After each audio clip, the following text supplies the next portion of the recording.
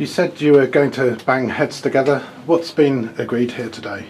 We've got an agreement, fully signed heads of agreement now about the details that need to be in a voluntary code of practice between processors and producers.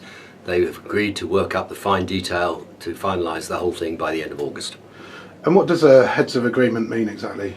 Well, it lists the key issues that were the stumbling blocks between the two sides that they wanted to resolve. Things like period of notice for a producer to quit a contract, period of notice on a price change from a processor, about exclusivity if a producer wants to produce more milk than his processor wants, various issues like that, about the, if you like, the content of any agreement between a processor and a producer. It's a measure of beginning to rebuild the trust between the two sides.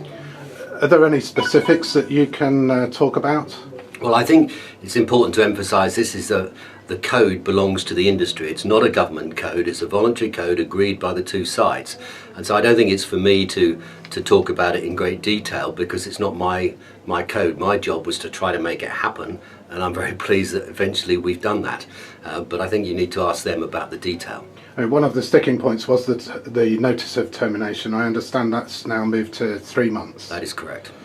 And what about things like price formulas or notice of price changes? Notice of price changes is clearly in there. The issue of pricing mechanisms is now part of the review process, which is also embedded in the heads of agreement, a process of review of the code quarterly and then at the end of a full year. And the issue of the pricing mechanisms is clearly in there. There's a bit more detail to work out, but yes, we have got that in. You're talking about this being a big step forward, but given that a lot of the detail won't come until the end of August, how much of this is a political agreement rather than a proper agreement? I think you're being very cynical. This is a very serious agreement, and if you'd sat in the two rooms that I had with the two different sides in separate rooms this morning with me going between them, you wouldn't have asked that question. This is a very serious issue between the two sides, the processors and the producers. It took a lot of working through, but I'm glad we've got there. Will it work?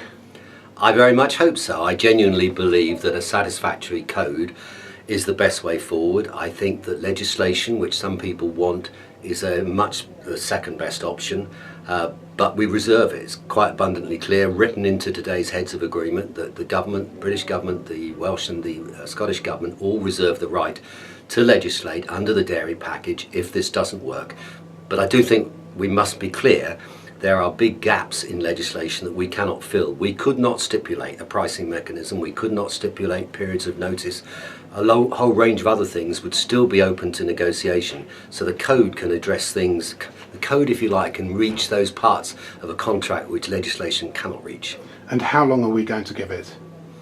The review process is quarterly with a big review at the end of the year.